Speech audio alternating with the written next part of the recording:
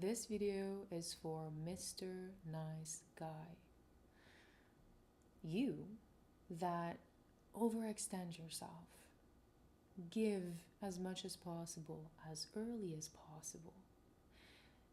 And I'm here to tell you that this is not a format that will work in the long run. So let's start by defining together what is Mr. Nice Guy so you can identify or not.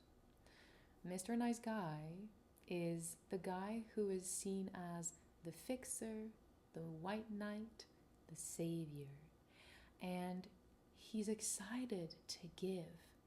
He's excited to give so much that he can't wait.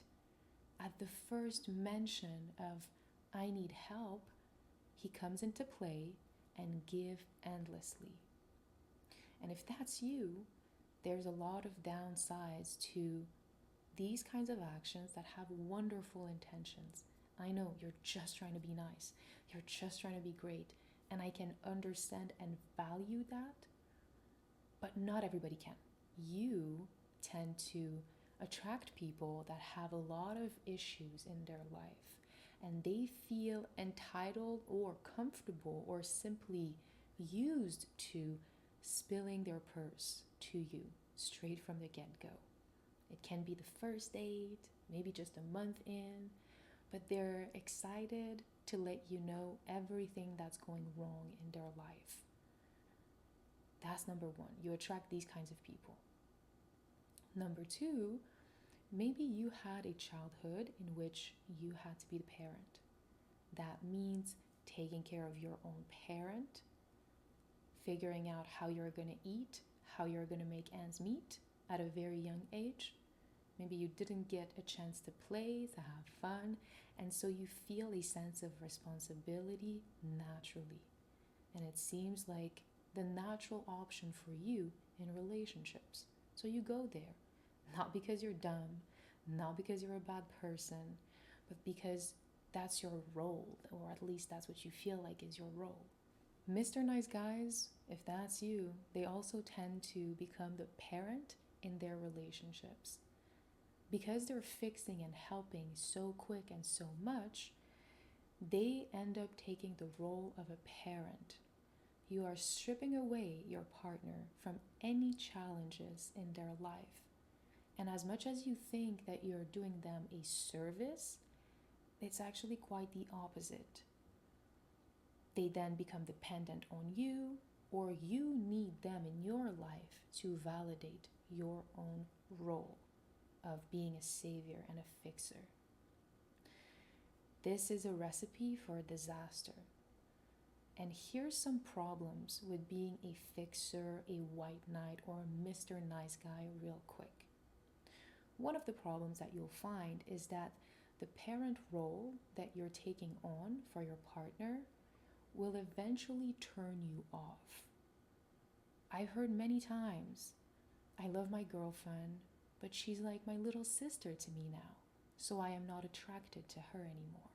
And so I'm cheating, and so I'm in an open relationship.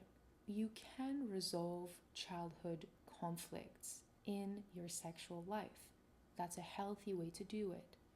But there needs to be a separation between your intimacy with someone where you're healing that inner child in a safe space that is physical, intimate, and your day-to-day with your partner, your everyday life. There needs to be a little separation.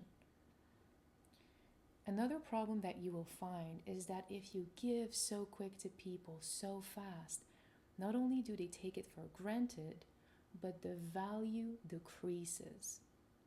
And I know that you're extremely valuable and what you're giving is extremely valuable.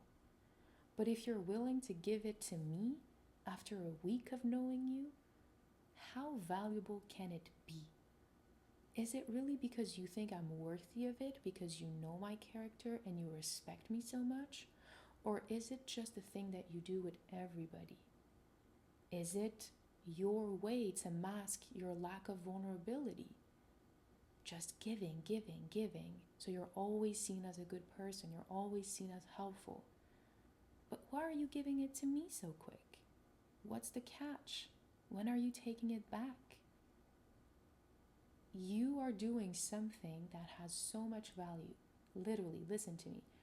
Giving to people according to what they specifically need is an action that you take down the line of a relationship, not to begin a relationship. Because the tone that you're setting is that I will do anything for you. And some people take that the wrong way, where they don't just assume that you'll do anything for them, but that you will excuse any behavior that they do.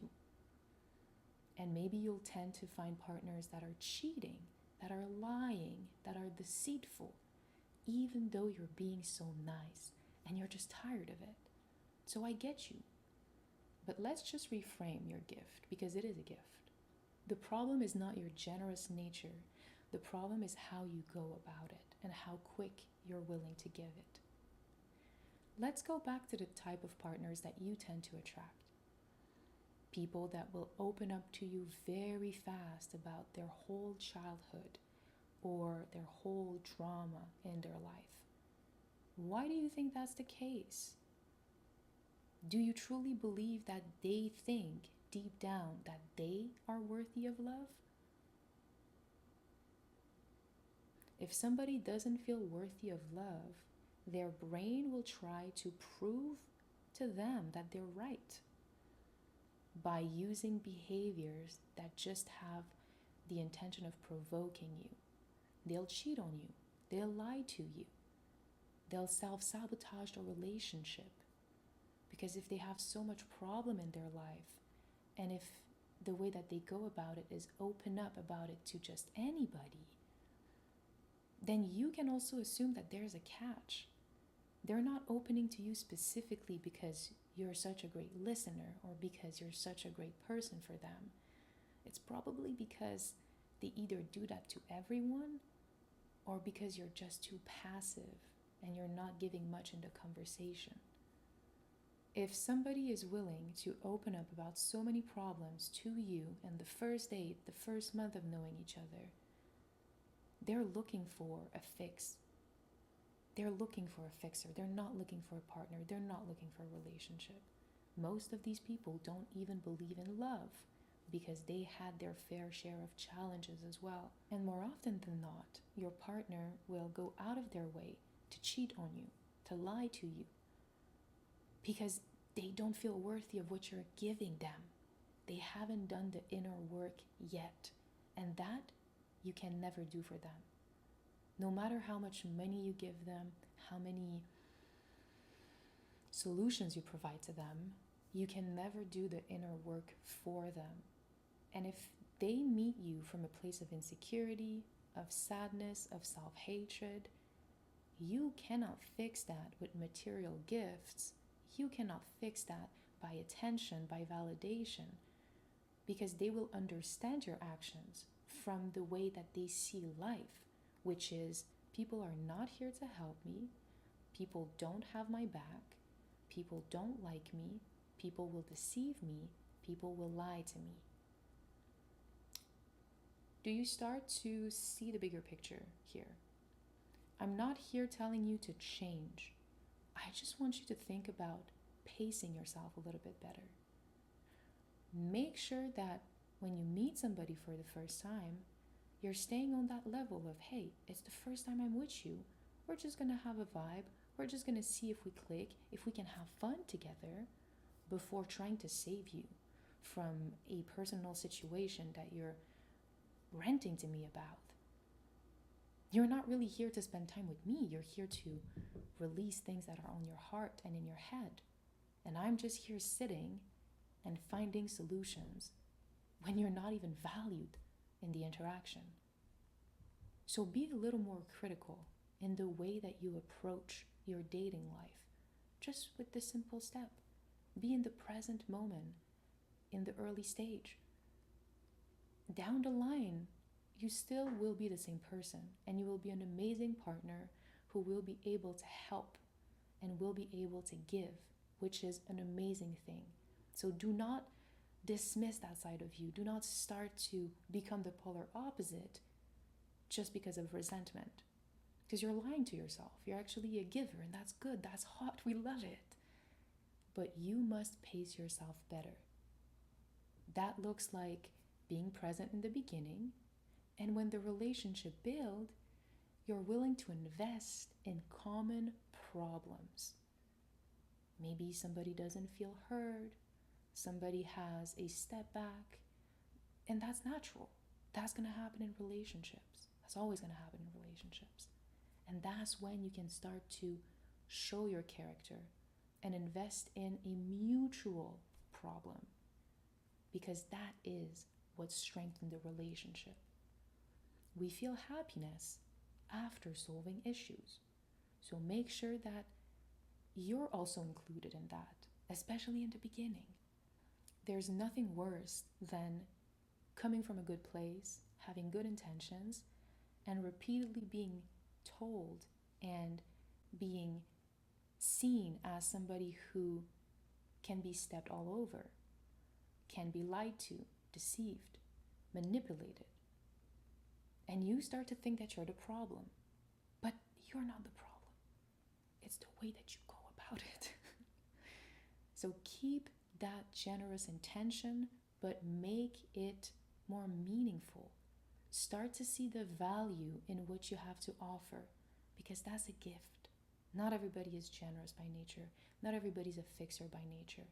So don't just give that away to the first random that's telling you about their childhood background right away when you meet them.